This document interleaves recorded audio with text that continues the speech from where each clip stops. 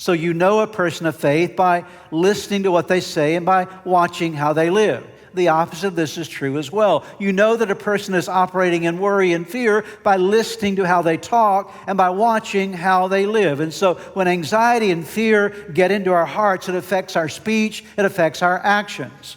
And this is exactly what occurred here with the Israelites. Look now with me at verses 10 through 12 of Exodus chapter 14.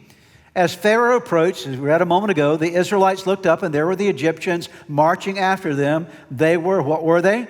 Terrified and cried out to the Lord. They said to Moses, so now we're going to see the first thing they say when they are terrified. So listen to their words. They said to Moses, was it because there were no graves in Egypt that you brought us to the desert to die? So now their minds have taken them. They're anticipating they're going to die. And so now they've painted this scenario. This is the end for us. It doesn't stop there. They continue. What have you done to us by bringing us out of Egypt? Didn't we say to you in Egypt, leave us alone, let us serve the Egyptians? They never said that.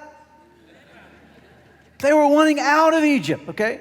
But now in this situation, didn't we say to you in Egypt, leave us alone, let us serve the Egyptians? It would have been better for us to serve the Egyptians than to die in the desert. Here they were wanting to go back and be slaves again because they were afraid they were going to die. Everybody say stupid. Okay. But right now you see that their fear is coming out through their words.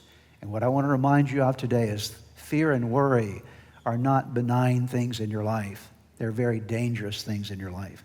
Because fear and worry will cause you to not only say foolish things, but to do foolish things. Worry and fear have wrecked a lot of people's lives. Worry and fear have caused people to say foolish things, yes, but also to do some things that they oftentimes later regret.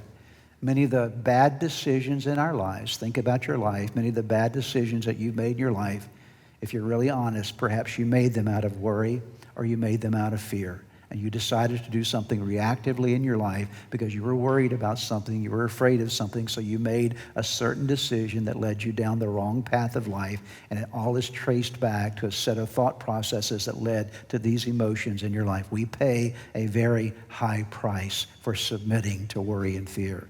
And this is why God is against worry and fear in your life. He wants you to get rid of it from your life because it does damaging things to you. It robs you. It defeats your life. It actually causes you to do some very terrible things in life.